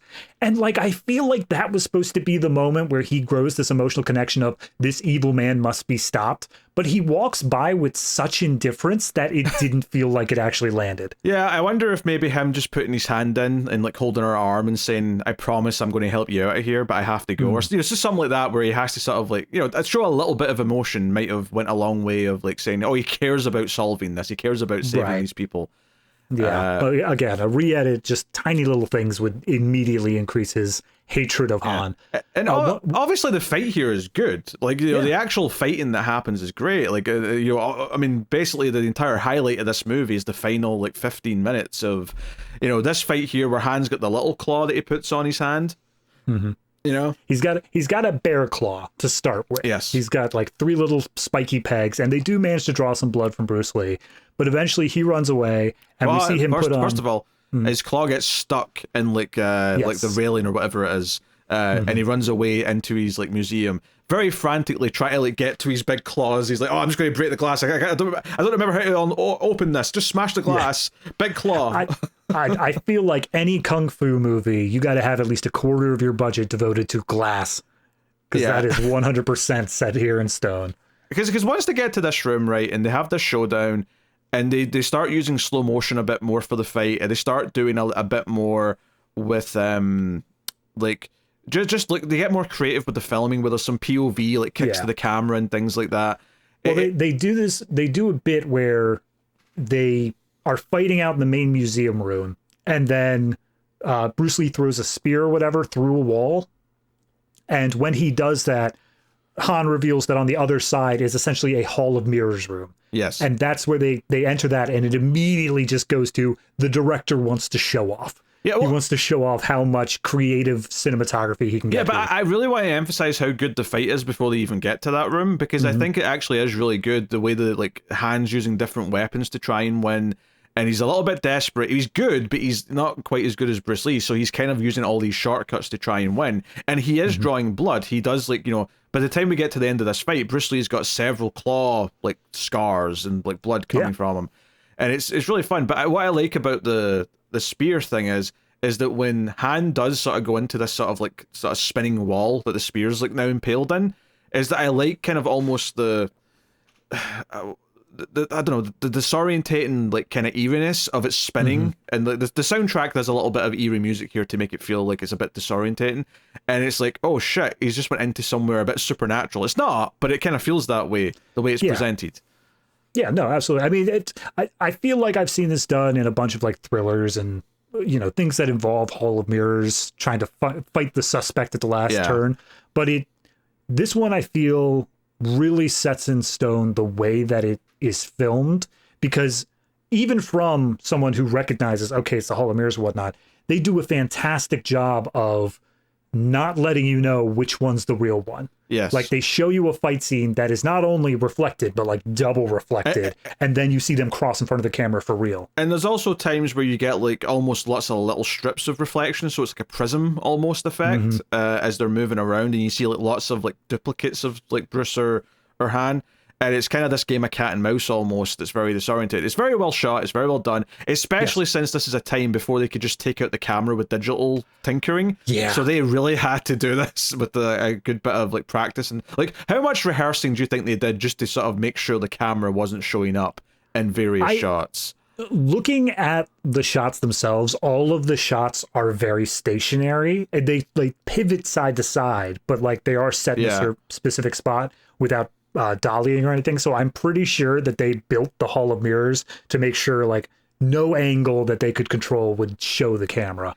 Yeah, well, I think the one that stuck out to me is like at the end when it's the you know, the bit where the spike is spinning again, when Han gets impaled on it. I was thinking, oh, this is where they could get into some trouble with, because the mirror, because you know the way you avoid the reflection with a camera usually is that you shoot it at an angle, whether that's like shooting up the way, down the way, from the left or the right, but you never shoot it dead on. But because this mirror is effectively spinning, like you could get into like more trouble perhaps here. And I never saw anything. I was looking closely for it. I kept an eye out, but I did not see anything. So I think they still did the trick. So if I had to guess, I would say that, because there's every once in a while you see like stuff that's hung up on the mirrors, like jackets and stuff like that. If I had to guess, I'd say the camera was probably hidden behind a jacket or something. So in the reflection, it looks natural. Yeah, it's going quick enough that you don't have time to possibly process if you see anything suspicious. Yeah. So, and again, obviously you get the high pitched, like, you know, death, like dragons coming to kill the bad guy kind of sound as Bruce Lee goes unhinged at the end, or during it. Although, because the ending's actually quite sudden, because he just kind of kicks him out of the spear. Right. That's what I was saying. He kicks this guy and he goes up against the mirror, but I don't think Bruce realized that spike was still sticking out, because when he sees he's impaled, it almost looks like he's surprised. He looks like, oh, okay, guess that's done now. Yeah, Yeah, no, it's good stuff. It's entertaining to watch. Although this scene does have the other extra bit from the special edition. There's a moment here in the special edition where he hears the conversation he had with the old guy at the start. Use the Force, Bruce. Yeah, pretty much. It's basically just, if there's an illusion, shatter the illusion to reveal the truth. And that's when he starts smashing the mirrors. Now, in the theatrical cut, I believe he just starts smashing the mirrors with no, and it didn't need the explanation because obviously this is a good tactic. This will reveal which ones are fake because all the mirrors are cracked. So it didn't need the voice of the mentor coming in and being like, yes, remember this specific piece of advice that will help you in the final fight. So I have to say the special edition additions are kind of meaningless. They don't really add it. Yeah. I mean, I guess that makes sense from a certain standpoint, is that this movie worked on the theatrical release. Obviously, it made a huge amount when it first came out, and it became this cult classic immediately. But you don't really want to mess with that too much. You don't want to introduce something that's going to mess with the reason that people like it.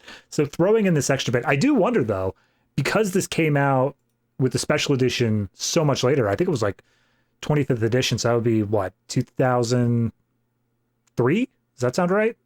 No, that would have been 30 years. 98. Yeah, 98, yeah. Yeah. So 1998, I do wonder if this was kind of like a, hey, we filmed a bit at the point that kind of makes this closer to Star Wars. Do you think people would like this having a little bit of Star Wars in it? I don't know. If anything, to me, it just sounds like an excuse to re-release something. Yeah, that's true. It's like, hey, we can put a second DVD.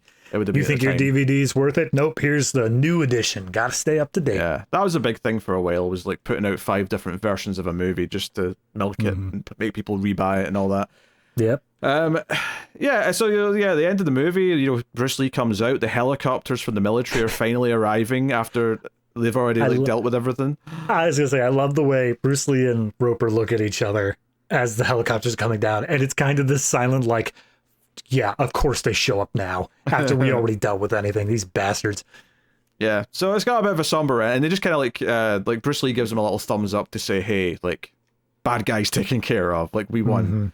And Roper's just looking defeated. He sees the woman that he liked lying dead, and he's just kind of, well, here I am. I didn't make back money to pay off my debts. Guess I got to go back home with that. Damn it. And the movie says the end, like, very quickly. Like, there's no, like, it ends on the shot of the tiger claw. Yeah, it ends on that visual and just starts rolling credits, basically. So it's, it's simple. It's, if anything, it, like, as much as I said the pacing feels a little lackluster in the middle, if anything, I think that it could have been a little bit longer to add a bit more depth to, like, eventually seeing Bruce Lee face off with the bad guy. Because when it happened, I did genuinely feel like you've not really earned, like, this being a big moment. Yeah. Really. They get a little bit, right when the fight is starting, when we're inside the museum, Bruce Lee does, like, fully stop and say, you have dishonored the Shaolin Temple and you have hurt these women and blah, blah, blah. And I'm like, I get this is you stating the motivation as to why, but I just don't feel like you actually care. I feel like you're here because you have to be. Yeah, so, I do think that there's definitely critiques to be made. I don't think it's this immaculate movie, and I don't think it's, when I'm talking about, like, my 10 favorite action movies or whatever, I don't think it's in the conversation. No, I wouldn't say so, but I do get why it's so loved, because I think that this is kind of a turn off your brain and just enjoy the fight scenes kind of movie, and stylistically, I think that it really lands there. Honestly, I think that if you go into it with that mindset, the first half an hour of this movie is probably just totally skippable. You can just pick up from when they arrive on the island and say, yeah, whatever reason they're here, they're going to fight now. But I understand the attraction of the fight scenes to it, and especially once we hit the underground bunker scene and the final mirror fight scene. Those ones, I think, really sell it as he was able to take this fight choreography that Bruce Lee's learned over the years and just perfectly refine it into something that visually is stunning at the same time as being an impressive fight on its own. I think the last 30-40 minutes are really entertaining, and there's a lot of great things in there. But I think I'm coming at this one a little bit more critical than I have the other Bruce Lee movies, because this one has this, like, you know, credibility. It has this kind of stature in pop culture and the way it's talked about. And I think I'm coming at it with a little bit of a harsher lens, because I don't actually think it's that night and day better than the other ones. You know, it just happens to be the one that was made in English, and that doesn't necessarily make it better, and it shouldn't. Yeah. So, you know, I think that's just something to consider. Like, if anything, I think this has higher production value, and I do really love the whole high pitched, like, you know, killing music that happens whenever Bruce Lee goes nuclear. I think that stuff is great.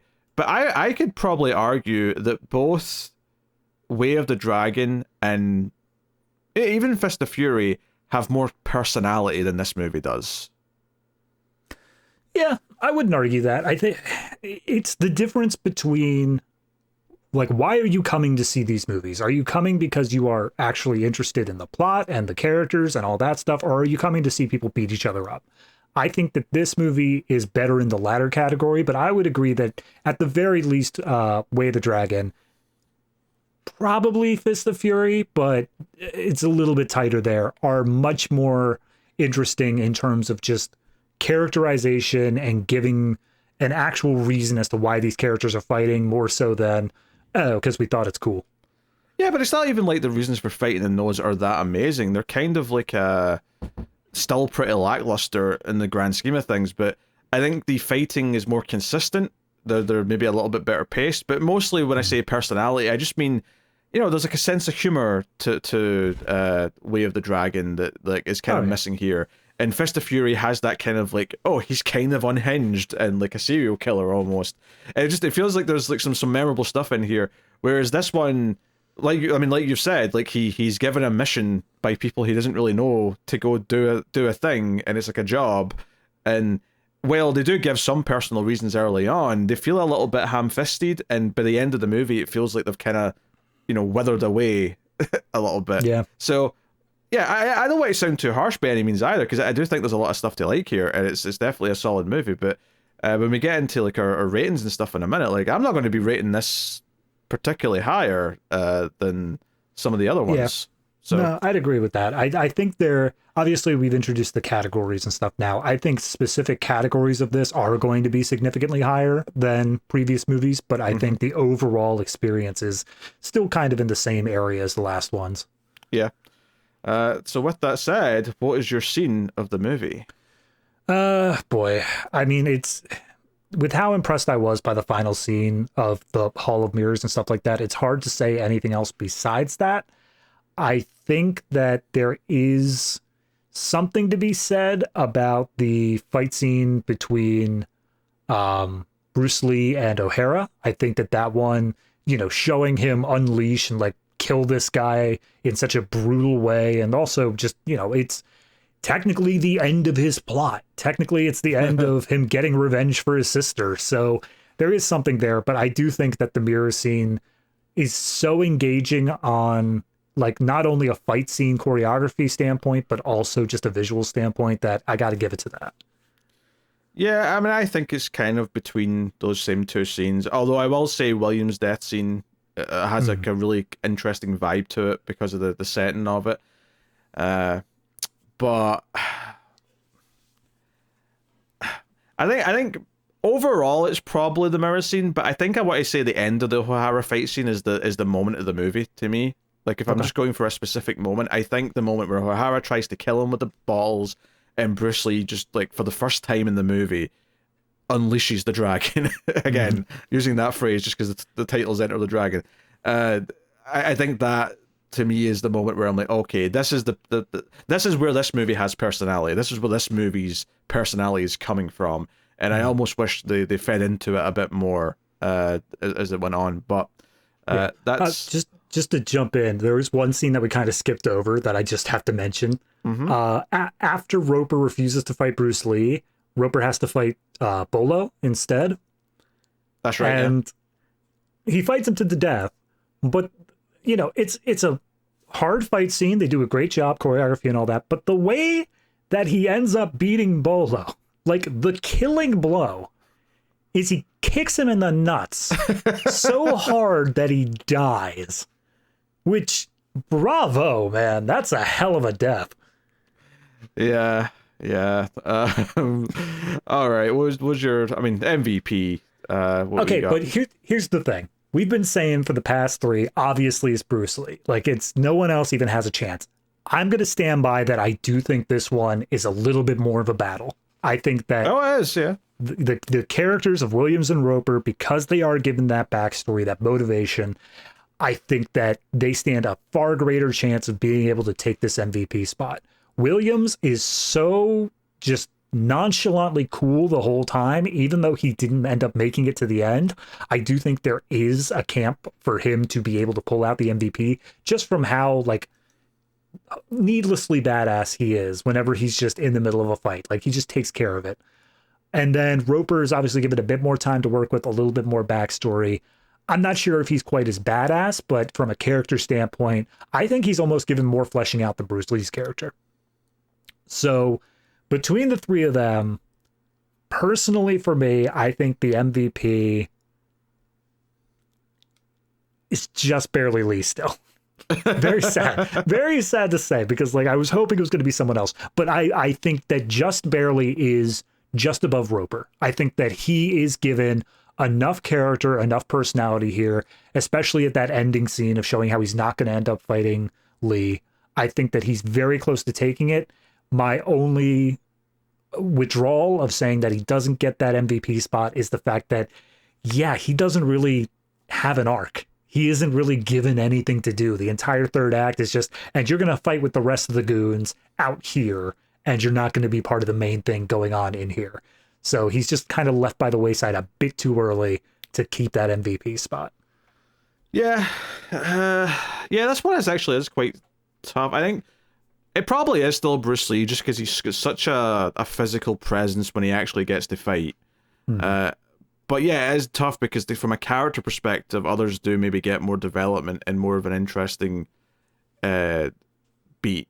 Like, you know, if anything, arguably they should have made more of a big moment out of where they're supposed to fight each other, but then the decision is like, no, I'm not going to do that, despite the fact that you're going to make me fight Bolo. I think that moment for Roper, like, if anything, could have been a bigger deal if they'd really played it up. Like, he's going to make this decision here to, like, stand up for something that's good, kind of thing.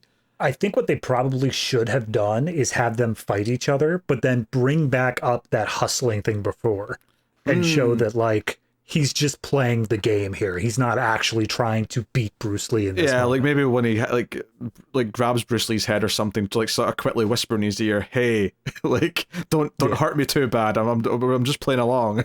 Right. And like play along in the fight until they have an opportunity to like attack Han or something. Or even better yet, have an earlier scene that sets up something that they can use to communicate here. Like, you know, because they had the scene with the betting and the bow, but what if they had a scene where they talked about something in the middle where maybe there was like an inside joke or something where John Saxon could reference that earlier conversation and Bruce Lee would know, oh, we're doing that, or, you know, kind of thing, and like have them work together to there's things they could have done there for sure. Still Bruce Lee though overall, but I admit it's pretty close on this one. All right, do your categories.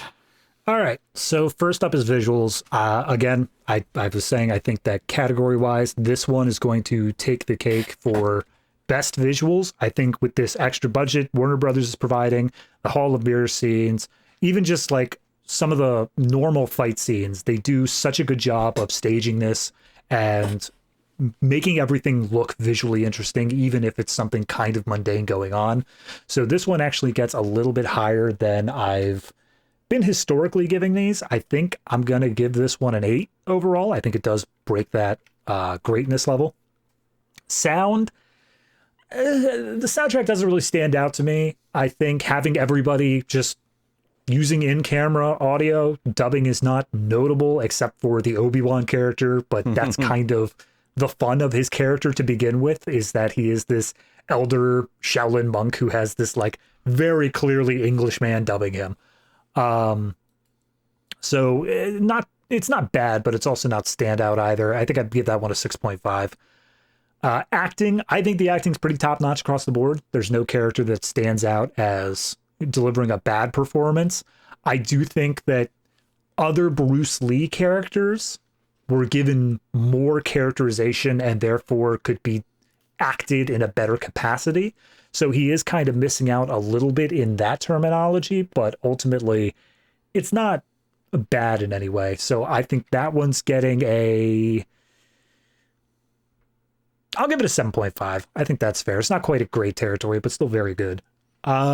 Script. So this is where a lot of them have fallen down. None of them are really fantastic plots, but ultimately, I think that this one is probably one of the weaker ones in terms of actual motivations for characters and reasons for doing things. In terms of, yeah, we literally have William say, "You're straight out of a comic book" when referencing Han. And I feel like that's apt of, like, you know, golden silver age comic books where the villain's just evil because he's evil and the heroes are good because they are against evil. There doesn't need to be anything deeper than that from what the movie decides, but ultimately it does still leave it a little bit weak. So I'm going to say script is probably going to be sitting around like a 5.5 for me. And then production, again, out of all the other movies, I think that this one has the highest production values just by virtue of Warner Brothers throwing money at it. So it's done a good job of all the choreographies. That ending mirror fight scene was obviously great. And even just like, you know, these island shots of getting high up and showing like the entire crowd of trainees all training was a good sign of showing like, yeah, no, we're putting in some actual effort here. We're not going to get a set of an alley for us to fight in for like the third movie in a row. So yeah, I think production values are very strong in this one. I'm actually going to give that the solid 8 as well. Okay. Visuals I think are good. You know, it does some dated things like the waving to the flashbacks and stuff like that. You know, I don't think it has cinematography that sticks out to me as being kind of like exceptional. Obviously, the mirror stuff at the end is probably the most flashy, where it feels that it's doing the most impressive fancy stuff. Mm-hmm. So for me, I think I'm just going to land on a 7.5 because I think it's solid throughout. I think it you know, it's doing its job. I think Bruce Lee sneaking about at night and the stealth stuff is maybe also some of my more favorite visually done more, because it's all visual storytelling in those sequences, and I think that stuff is pretty good. Sound, I think I'm a little more positive than you, just because I really like that high pitched like death high pitched, okay, noise. Like I just think that's a really inspired thing. But it's just one thing though, admittedly. You know, is there anything else in the sound that sticks out to me? Not particularly. So maybe I shouldn't go too high. So I'll just go 7 and say good, but just a little bit higher than you.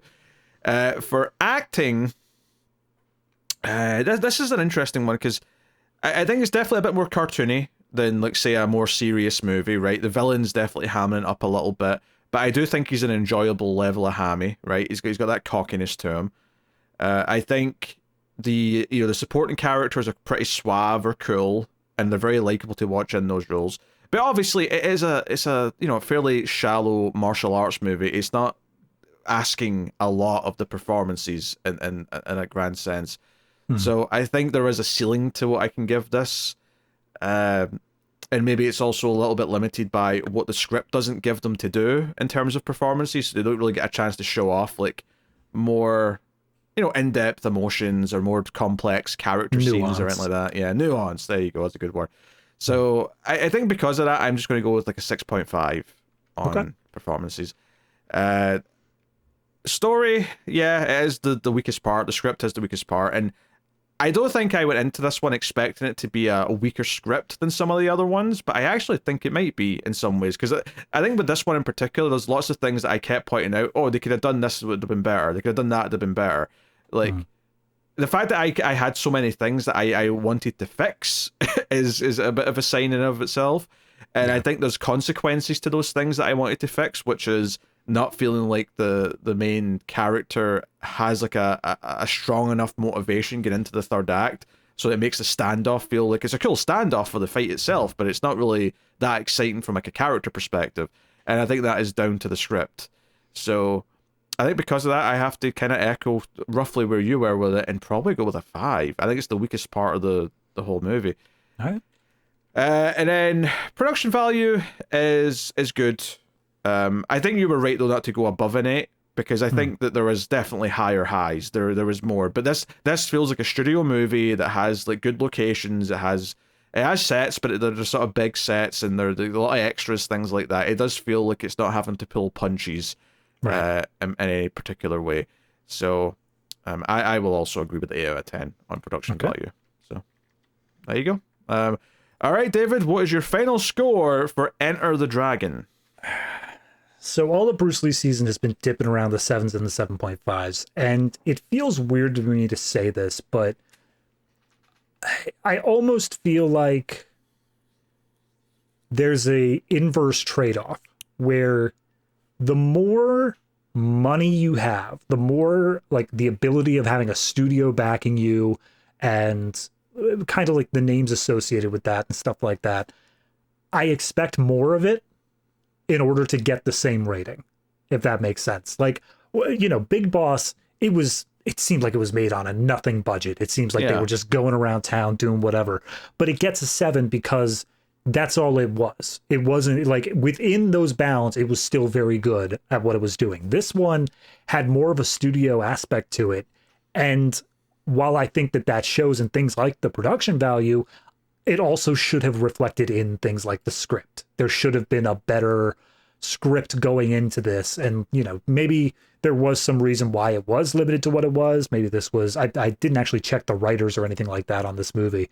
But ultimately, I think that while I am enjoying this one close to the same level as things like Fist of Fury and Way of the Dragon, because it had that much more like behind it, I kind of expected more from it. So I'm gonna give it a 7, which is just below what I gave the previous 2 movies, but that's kind of just because I expected more from Enter the Dragon. Maybe that's my own bias here of it being this cult classic that everyone talks about as like the quintessential Bruce Lee movie, but because of what the other ones offered up on a much smaller budget, I kind of prefer them to this one. It's still good in a lot of ways. That final like 30 minutes, deeply enjoyable, but ultimately the whole of the movie still brings it down to like a 7. Yeah, I mean, I don't even think I need to preface it with saying that I expected more because it's a studio movie. I guess I expected a bit more because of its reputation and the people talk about it. But for me, I do just think that like the last couple were a little bit more entertaining, and I think in some ways there's more charm to the Big Boss even than this arguably has. Which do I think that's better than this? I probably wouldn't say that, but I do think Way of the Dragon is a bit better, and I think there's an argument for Fist of Fury as well in some ways. So, I think honestly it's shocking just how like consistent numbers wise the final scores have been for this season so far. Yeah. But I also think that this is probably just eking out to about a 7 for me. I think it's entertaining. It's got some great stuff in it, and there's a reason why people like it. But I think it's got a lot of problems, and it's probably got more direct, like, oh, I would fix this, this, and this, compared to the last couple of movies. Right. And has a little bit less personality than those do. Yeah, 7 out of 10 for me as well. All right. So now comes the question: does it make the cut? This is controversial, but I think it's kind of close. I would come down on the other side of that. I think that it barely makes the cut, but I think that that's mostly by reputation. I think if you're saying to people, what Bruce Lee movie should I have, Enter the Dragon just needs to be there, regardless of any sort of score or anything like that. I don't think that it would make sense to not have it make the cut. However, I get where you're coming from. I get that from a strictly quality standpoint, this one is slightly beneath that level. So I'm willing to say cutting it close, but I do think that from a reputation standpoint, it is kind of a necessity. Yeah, I don't think we should factor that in, though. That's fair. I don't think we should be giving things a pass because of reputation. I think that it has to live or die on its own merits, and I think it is a cutting it close to me. I think this has always been a movie where it's had a big name, people talk about it, but I don't think it's as special as a lot of the other bigger action movies that are brought up. So yeah, I feel like this is something where if you look at the whole of Bruce Lee's filmography, this one kind of blends into the background, but because this one got the major American release, it's the one that people like know. They just are know it, yeah. aware of. Yeah. So that's what makes it so influential is it's the one who got in front of an audience. Yep. So there you go. That is Enter the Dragon. I'm sure we probably pissed some people off who grew up with it. Leave your comments, specifically multiple ones. Break it into multiple comments. Yes. So we have one last movie. The finale of Bruce Lee season is Game of Death, which we'll be getting to next week. Because Bruce Lee, this movie came out in 1973, and Bruce Lee died in 1973. That's how close all this stuff was together. I'm not sure what the timeline was of like when his death happened and when this came out. Like, was it soon after, or what? That's something that I mean, I could easily look that up there. Came out on summer of 73. Right. And then Bruce Lee died on summer of 70. It was actually right in between the Hong Kong premiere and the American premiere. Wow. So by the time people in the US were seeing this in theaters, he was already dead. Yep. That's wild. That's something. Yeah. It was probably something that like got it a little bit of extra press, if anything. Yeah, honestly, the only thing I can compare it to is Heath Ledger for Dark Knight. Yeah. And I remember, that would have done well no matter what, but like I remember just the weird feeling of going to see that, like knowing that he'd already died was something. It was very, very something. But anyway. Yeah. So Game of Death, we'll wrap up the season next week, and then there'll be a week off after that before we start our next season, which was already announced as Mission Impossible. So we have 8 weeks culminating in a new release of Mission Impossible. So hopefully that sounds fun. If they change that release date, I swear to God. Because they've changed it a couple times since we tried to schedule a Mission Impossible season. But I think we're locked in now. I think we're good. All right. So we'll see how that goes. But let us know what you think of Enter the Dragon in the comments. Like, subscribe, all that stuff. And of course, Patreon. Patreon's how you can support the show and all the different things we do and help keep them coming. You can be a YouTube member as well and get some of the same content, but I always recommend Patreon more so. But that option is there if you'd like it. But you can get bonus shows. Me and David do 2 monthly shows as part of Patreon, which is one is the Criterion Cut, where we review movies from the Criterion Collection, and the other is Extra Reels, where we review some of the worst things ever made, and yell and scream and cry and just laugh ourselves into misery. I was gonna say, I feel like more than 50% of it is just laughing, but well, yeah, there's like an absurd, I can't believe this exists laughter that kind of comes from talking about those movies. So if any of those sound fun, or you want to check out bonus content for other shows that are on there, please do go check out the Patreon and help keep everything coming. But that is the show, so thank you very much for joining, everyone. We do appreciate it. Keep watching movies, and if you can get it, it's always nice to have diplomatic immunity.